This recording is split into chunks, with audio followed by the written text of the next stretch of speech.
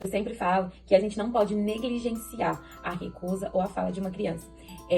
Experimenta falar com alguém e essa pessoa fingir que você não está falando ou fingir desinteresse, né, sobre aquilo que você está falando. É horrível. É a mesma coisa de uma criança estar se queixando do porquê não come determinado alimento e a gente simplesmente tapa os ouvidos e não quer nem entender o porquê que ela não gosta, o porquê que ela não quer comer e também, ou às vezes fica fingindo que aquilo não é motivo para que aquela criança não goste de determinado alimento ou preparação. Então, o primeiro passo, não negligenciar a fala, o questionamento da sua criança em relação à recusa alimentar. Valide o que ela está falando. Entenda o porquê que ela não gosta daquele determinado alimento. Escute essa criança, principalmente se ela já tiver poder de fala. E se ela ainda não tiver poder de fala, observe a forma como ela age com aquele determinado alimento. Se ela age com sofrimento de fala, se ela age com nojo, se ela age, né, numa curiosidade ainda de tentar entender o que é aquele alimento. Mas não negligencie, né, essas ações ou falas da sua criança em relação a uma recusa alimentar. Um segundo ponto que eu acabei adiantando é validar, né, as preferências e os desgostos das crianças, né? A gente precisa validar, sim, o que a criança não gosta e tudo bem não gostar de tudo, mas é importante a gente entender o porquê não gostar, até para saber lidar nos próximos passos que eu vou falar aqui com vocês. Mas, em relação às preferências, a gente também precisa validar. Às vezes essa criança só não gosta de berinjela, mas essa criança gosta de abóbora, essa criança gosta de tomate, essa criança gosta de beterraba, essa criança gosta de tantas outras coisas nutritivas e a gente tá ali encascado porque essa criança não come a berinjela. Então valide, enalteça pelos outros alimentos saudáveis que essa criança goste. Valide essas preferências, invista nessas preferências e torne ela, como que eu posso dizer, enaltecida, se essa palavra existe, com relação ao que ela já faz de bom, né? Enalteça as atitudes positivas do seu filho com relação à alimentação. Para ele não se sentir culpado pelo que ele não faz, mas para que ele se sinta feliz de todos os acertos que ele tem.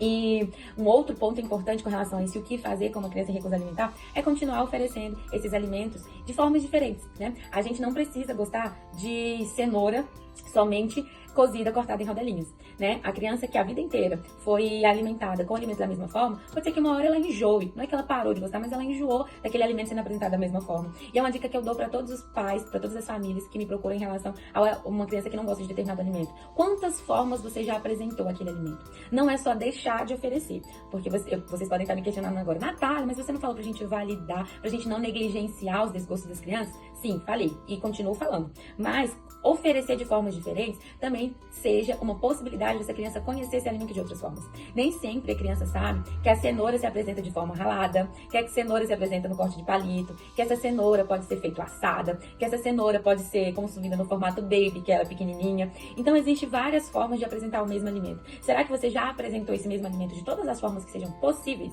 de ser apresentado? Ah, ele não gosta desse alimento puro, mas e um soufflé de cenoura? E um bolinho de cenoura? Que outros gostos essa cenoura pode se apresentar em determinadas preparações? Então, o continuar oferecendo não é negligenciar que essa criança não gosta desse alimento, mas é tentar mostrar outras vertentes desse mesmo alimento. É tentar mostrar para essa criança que existe N formas de apresentar um determinado alimento. Tive um paciente que uma vez, uma mãe falou que o filho não gostava de ovo. E eu perguntei qual era a forma que ela mais oferecia o ovo pra ele. E era uma criança com quase 5 anos.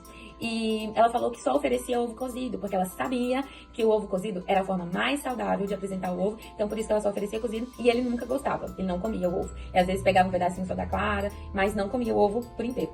E aí, eu orientei pra apresentar o ovo de outras formas. Que não existe uma maneira mais saudável. A gente pode sempre incrementar e tornar aquele alimento ou preparação saudável. Seja mudando ali os outros ingredientes, seja fortalecendo as propriedades daquele único alimento. Eu falei que ele podia ser apresentado na forma de omelete, ele podia ser apresentado na forma dele inteiro, né, pra ficar a parte da clara e a parte da gema separado, que podia ser feito omelete com outros legumes ou outros alimentos em conjunto, que ele podia ser feito a forma de soufflé. Enfim, eu dei outras possibilidades para que o ovo fosse apresentado e essa criança começou a gostar desse ovo de outras formas. Então, às vezes, essa recusa alimentar não é com um alimento específico, mas é como ele se apresenta.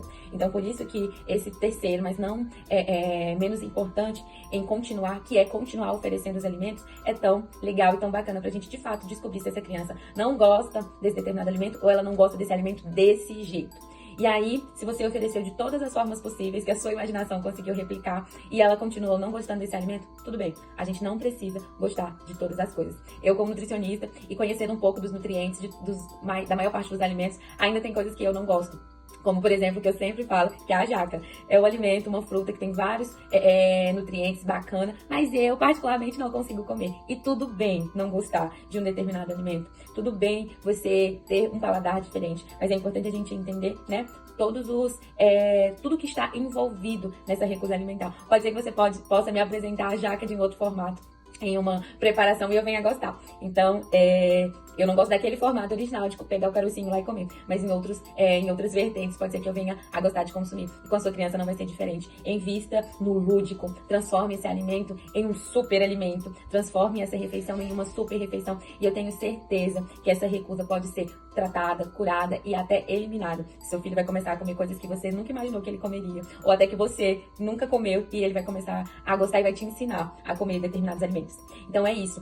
A recusa alimentar, ela está presente em todas as fases da vida, e a gente precisa compreender o porquê disso estar acontecendo, independente das fases.